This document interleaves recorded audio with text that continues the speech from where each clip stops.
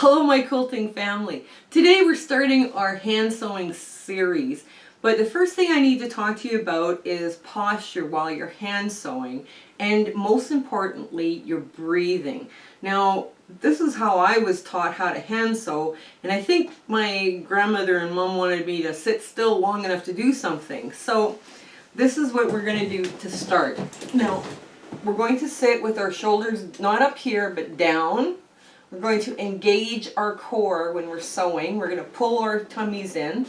And some of you, like me, have more tummy there to pull in than others.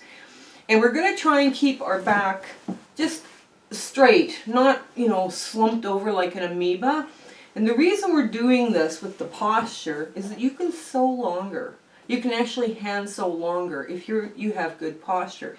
And sometimes we have to reteach ourselves good posture. The other thing was breathing. My mom said you take 3 small stitches, breathing in. You suck as much air in as you can while you're doing those 3 stitches. And then as you pull your thread through the material, you breathe out slowly. Well, one of the things that breathing in and breathing out very slowly does is calm you down. And they say it takes 30 days to build a habit. Well, guess what? If you sewed half an hour for 30 days, every time you pick up your hand sewing, your body would go, oh, it's time to relax, and you would feel wonderful. So let's start today. Now, you don't need a lot of supplies. You need some beautiful cotton, preferably not batik when you first start out your hand sewing. You need a small ruler to mark your lines, a pencil to mark your lines. Now I suggested that you use washi tape and nail polish. Not everybody has washi tape and not everybody wears nail polish, so you might not have those things on hand. You need some silk pins. You need good quality thread. I love Airful 50 for my hand sewing. A pin cushion is always nice and handy. And some thread magic, just to keep your thread a little less tangly and twists and it won't do all this stuff. And you need a good pair of little scissors. So come join me over at the table and we'll see how we can get this all done for you today. Okay, so the first thing we're going to do is we're going to mark our seams. Now this is pretty simple to do. You can take a ruler that's got a good 1/4 inch line and you can just draw your pencil along there. Now I would never draw this dark if I was doing a really good quilt. And then you want to know where you're crossing because you want to leave, oops, and the pencil just broke. And you want to leave just a little X as to where you start and where you finish. I think you might be able to see it better when I do the other side. So there. Here, I'll turn it over. I've already did the yellow. Hopefully you can see the start and finish lines and that line that goes across. Right? Now that's a good 1/4 inch seam. So what you're going to do, you're going to move this out of the way. You're going to take a silk pin and you're going to mark it towards your non-dominant hand. Right? I'm a right-handed person, so I sew from the right side of the fabric to the left side. If you're lefty, you would put your pin on the right side of the fabric, right in the X, and you would start from where this X is, and then you would sew to the right. Now, another thing, especially when you're getting into shapes, you want to put your silk pin in one layer, right at the X where you need to be. And then you want to find your X on the other side. And then you want to find your X on the other side. So I'm off a little bit, and now I've hit my X. I'm hoping you can see that. So now what you're going to do is you're going to line up your fabric nice and straight or nice and even, and then just pin this in place. So that's the pinning part of this all done. Now, what we're going to do is I'm going to show you how to do a quilter's knot in line with your needle, and then you wrap 1, 2, 3, 4, or you can do 3 or 6 or whatever. Then you just pull it through and you create a knot. Believe it or not, there's your knot. I don't know if you can see that knot. Hopefully you can see that knot. There we go. A little closer, and we're out of focus. Ah! Okay. Anyways, there's a knot. Oh, jeez. Okay, I cannot get... There it is. There's your knot. Okay, now, what we're going to do is we're going to drop my needle, my hand sewing needle, down through the first X, and through the we're going to find the second X on the back. Now, I know this is just a 4 patch, but I mean, you'd want to find that X just in case your cutting was a little off or whatever. Now you want to make a tiny little stitch, and you want to pull your thread through. Basically now you're setting yourself up for this sewing, right? Hand sewing, a running stitch. So what I do is I go through one more time, and when my needle is halfway through making that stitch, I take the back part of the eye and I loop it across the front of the needle and under, and I pull through. And now I have another knot in place. Okay, so I have like 2 knots. It's been double knotted. So this is where now the breathing comes through. You go halfway in between that first knot, or that first stitch that you made, and you are breathing in while you're doing this. You're going to do 3 little stitches, and remember, it's even and small is what you're aiming for. You aim for even first, and then you can work on it. Small will come. You have to have faith that small will come. And then you're breathing out.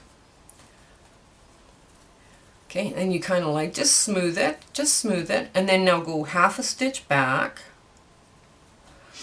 and then you take 3 little stitches, breathing in, nice deep breath, nice deep, and then you pull it through, breathe out slowly, nice and slow, and then you go half a stitch back, and then 3. Be part of this moment when you're doing this. You can think about sewing or quilt patterns, but enjoy this time that you've got where it's calming you down. Breathing in, and now breathing out. Nice and slow. And sometimes you get a little knot thing going on, and that's okay. That's okay. It'll come. It'll come. I actually probably should have put some thread magic on this before I started. But now, if you don't have thread magic, you can use beeswax, or you can use soy wax. Both are good substitutes. If you don't have it, I've created a wee little knot, so I'm going to get rid of that knot, so it doesn't bother me further. Now, you go back to your last point. You go half a stitch back, breathing in.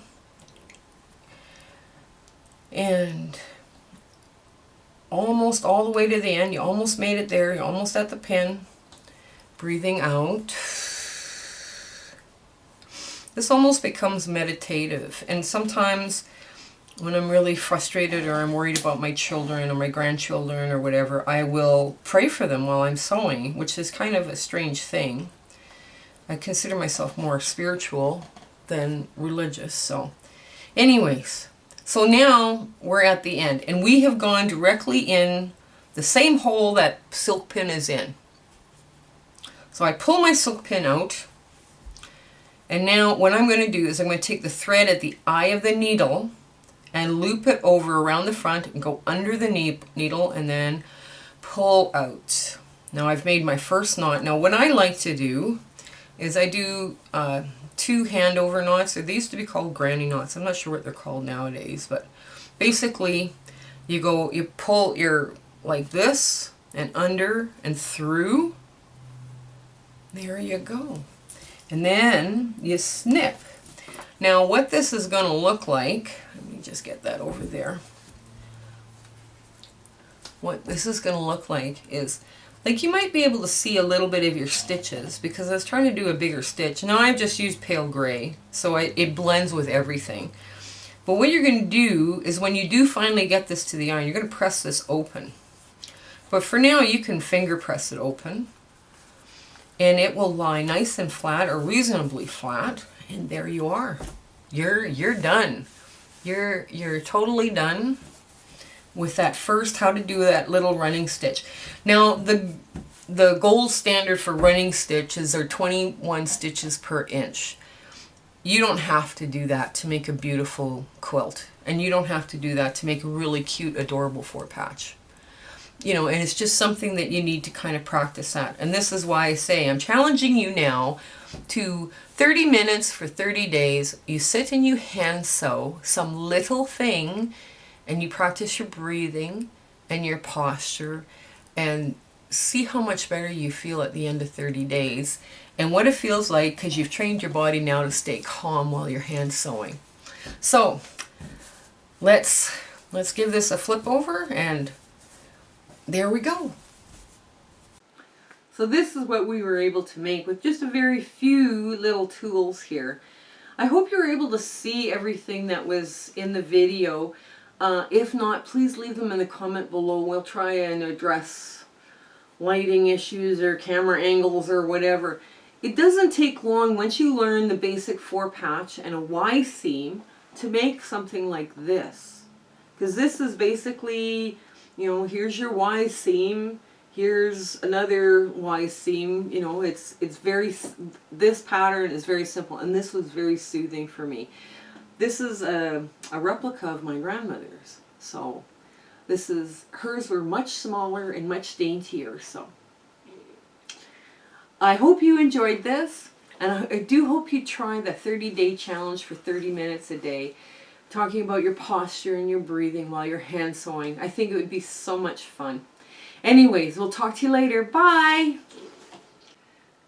If you have questions about what you saw in this video, or you have ideas for content or something you want to see us do, please put those comments in the description below. But also, while you're there, like, share, and subscribe with your friends. That would really help us out. Okay, I want to thank you and have a great day.